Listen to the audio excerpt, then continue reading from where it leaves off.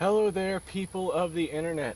I'm out here with one for the history books. This is one that I'm borrowing from a buddy of mine.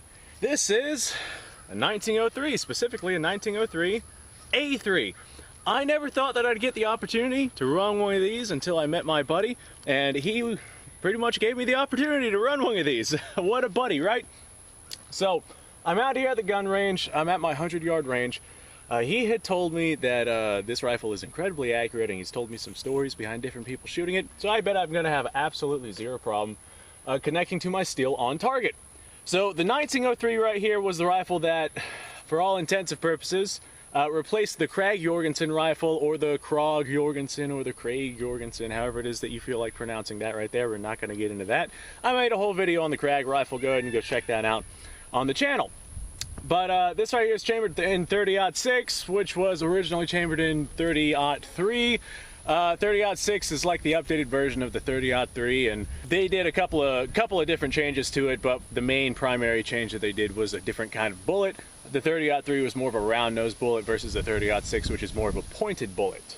The 1903 Springfield that we have here, the one I have, does not have the leaf sight on the front of the, or on the, what would I call this, forward of the receiver. It has the peep aperture sight on the rear of the receiver. With me being blind, this rear aperture sight is going to make aiming down my sights a lot easier, and I'll be able to see my target a lot better than I would with a leaf sight on the front of the receiver. The front sight has no protective wings on it. It is just a very fragile looking sharp front post. I will make absolutely sure that I do not damage this in any way, shape, or form. I went ahead and I got myself a little rag right here that I stuck on the tree here so I don't scratch up the gun. But by the looks of it, somebody else had already done that whenever they were firing this rifle. We do have some scratches on the wood right here. That was probably done from a bench resting position. This is a Mauser 98 action that is a cock on open action. A lot of people think because it's cock on open, this is derived from the Mauser 93 model. It is in fact derived from the Mauser 98 model, but it has been redesigned to be able to cock on open versus the original design of the cock on close action. This is chambered in 30-06, which is an incredibly stout and potent round. I think I've already said it's chambered in 30-06, but I'll go ahead and I'll say it again. Replacing the 30-40 Krag, this was a significant step up. The 30-06 is a rimless cartridge and quite a deal more powerful. The 1903 here has a 5-round internal magazine. It is fed from stripper clips, which I do not have out here. It does have a magazine cutoff on it. During the time of this rifle's existence, not just the United States militaries, but militaries around the world wanted their soldiers to be able to single load their rifle and have the magazine on reserve in case, you know, things really started escalating. They could receive an order to, you know, unlock their magazine and put down some real significant firepower. As time would go on, it would become very clear that the magazine cutoff was just a waste of time and spacing. I agree. I would not even consider using the magazine cutoff unless I was, you know, showing off the magazine cutoff like I am going to do for this video. So I think that is the history behind this rifle in a nutshell. It served in both the First and Second World War very readily. It is a very well-known rifle, very popular rifle. It's incredibly well made. The action on it is exceptionally smooth. It's kind of a heavy rifle, but it's also not that bulky of a rifle, despite the fact that it does have a bit of weight to it. This one in particular, it says US Remington Model 03A3 and then the serial number, so this is Remington made. And I don't think I have anything else to say about this rifle right here. I've never shot one of these before. I've handled them before, but I've never shot one. So I am about to change that. Let me go ahead and throw on some earmuffs. So with the magazine cut off, actually activated to where the magazine is deactivated, the bolt does not travel back far enough to be able to strip around from the magazine so you can load it into your chamber.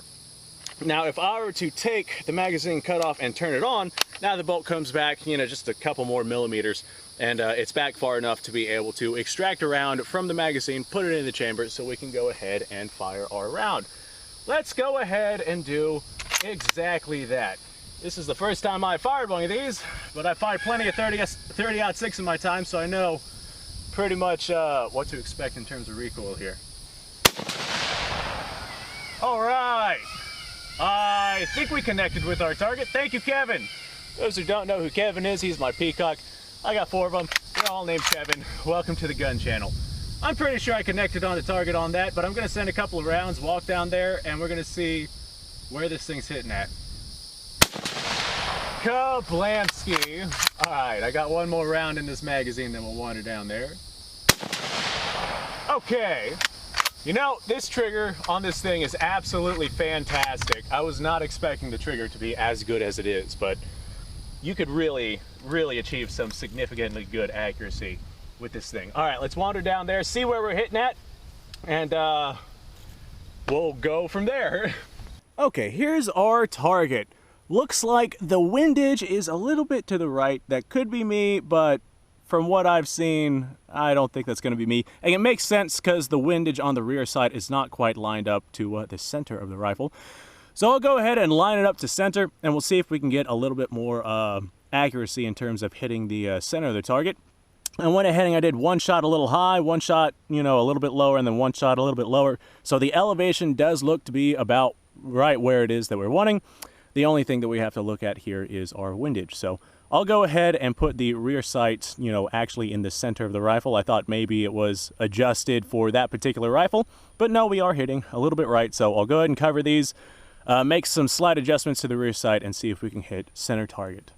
Okay, so in classic Florida fashion, on my walk back here, I had a freaking gnat fly right up my nose.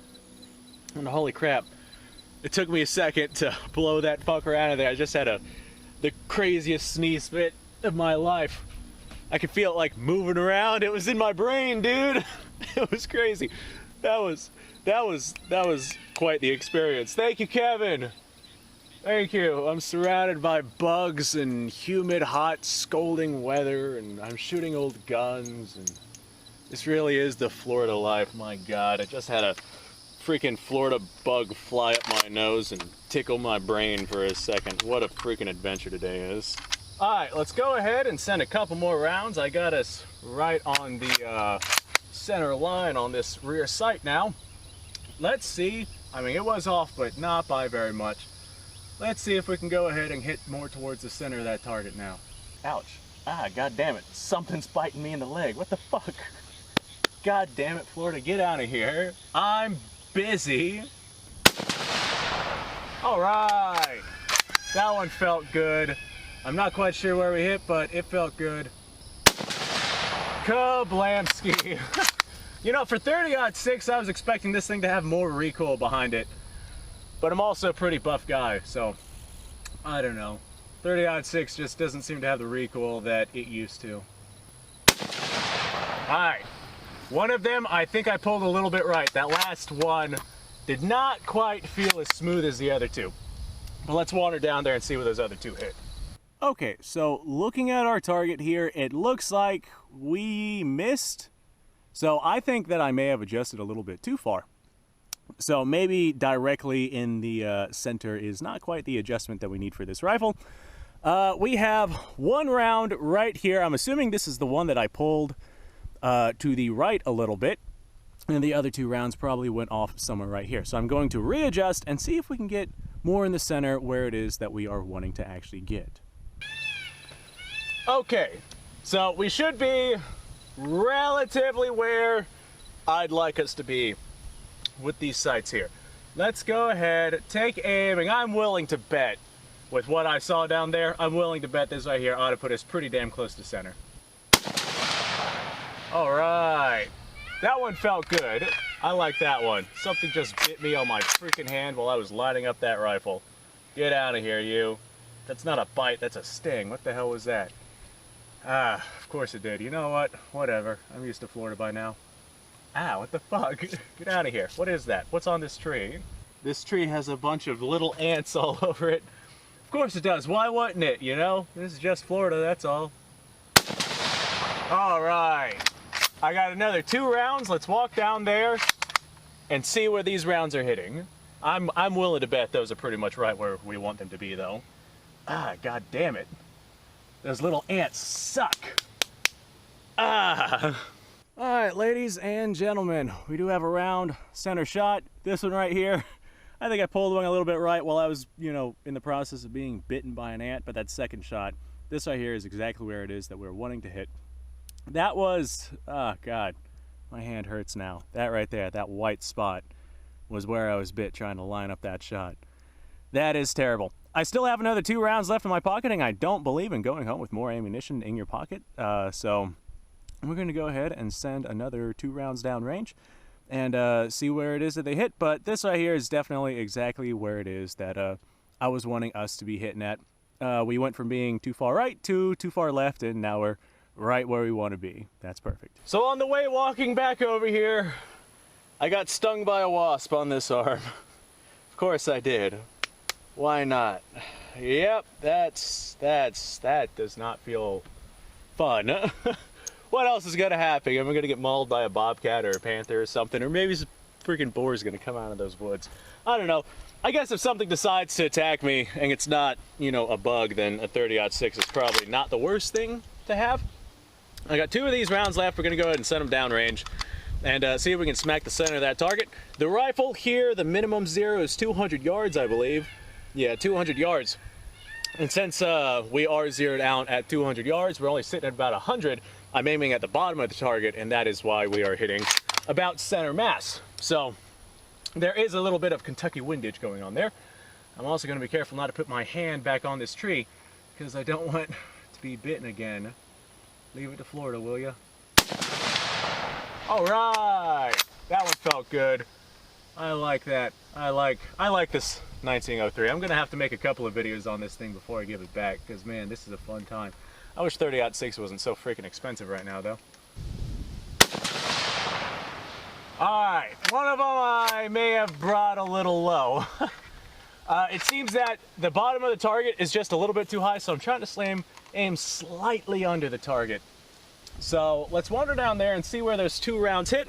1 round might be a little low just because of the point of aim that I was aiming at there.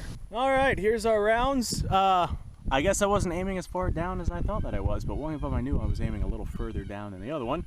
So one of them damn near close to center target, one of them damn near close to center target. That is not bad at all for my capabilities of being able to shoot. So definitely an accurate rifle, definitely a comfortable one.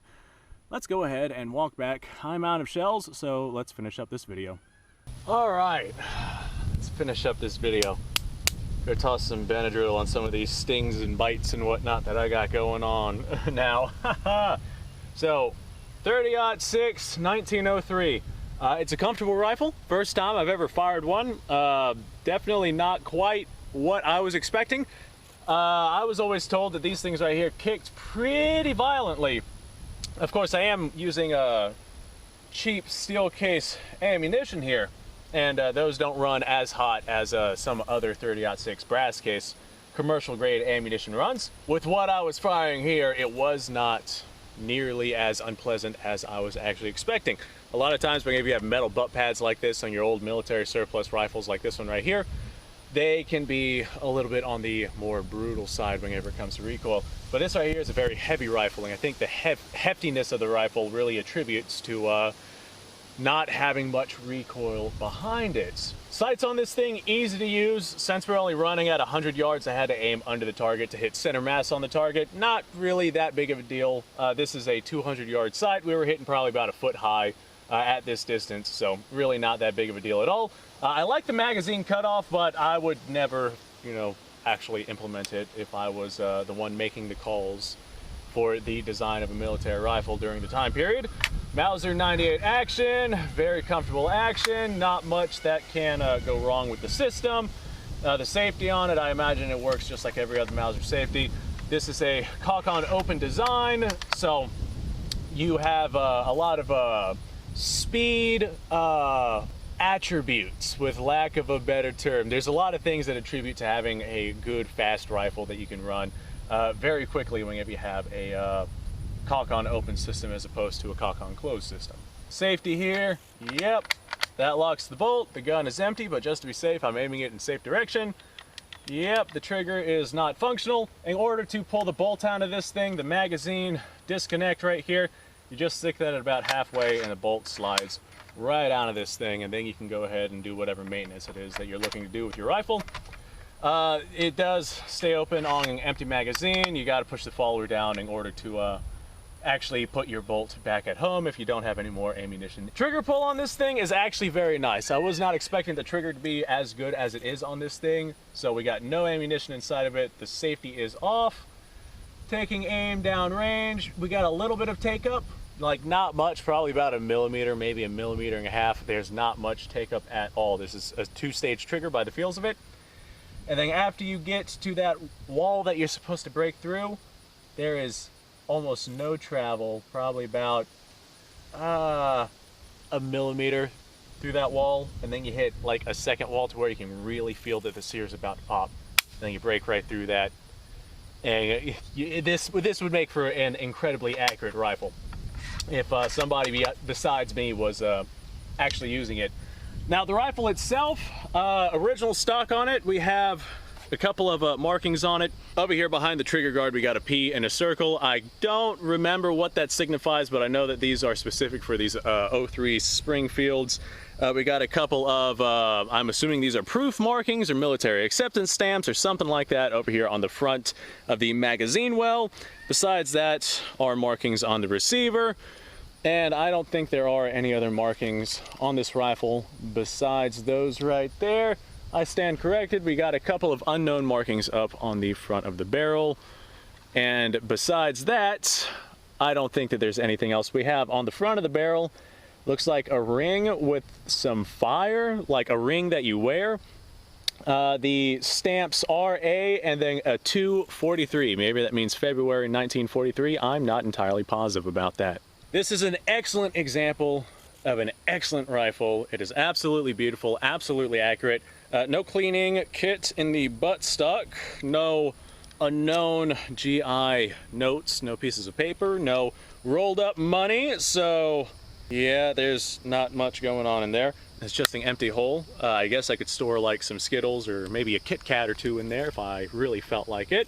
The sling that is on this thing, I'm not sure if it is original or not. I do know that we have some markings on it that I cannot read. I think it says MNI 957 maybe? I don't know. I'm not positive on what it is that right there is actually supposed to be saying, but I do know that this right here does look like at least the original style of sling that this rifle came with. I don't know if it's the original sling, but it's at least the original style. Okay, well, I had a lot of fun with this rifle, and hopefully you guys learned something. I have several videos that I'll be making with this rifle. This is not the first time or the last time that you guys are gonna see this. So we're gonna go ahead, throw this on my back, and I'm gonna go put all the footage from this camera onto the computer, probably make some B-roll footage, take care of all that stuff, you know, YouTube, editing, nonsense and whatnot. Thanks for watching, folks. Subscribe to the channel, like the video. Description down below has a link to all sorts of stuff. Go ahead and go check that out. I'm purposefully resting my hand on this pink rag right here so I don't get another bite. Like, look at that. I don't know what the hell bit me, but man, that is brutal. And boy, does it hurt. My goodness gracious. All right, folks, I'm going to go handle my wounds. You guys go off, have yourself a fantastic day. Thanks for watching. Man, I love this rifle.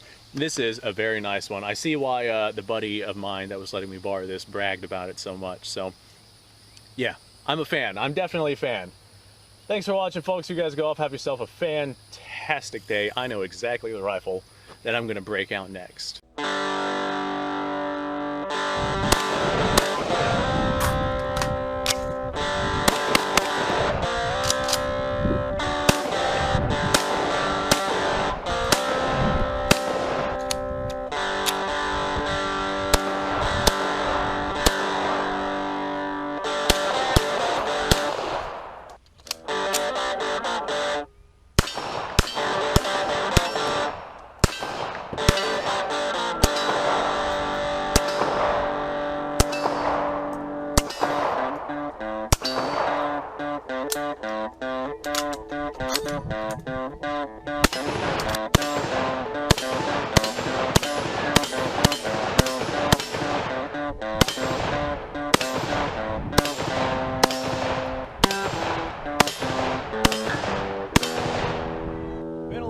Since I've done this.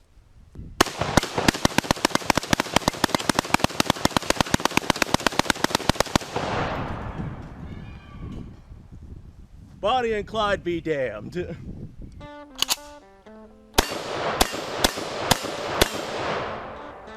Poor man's Garen.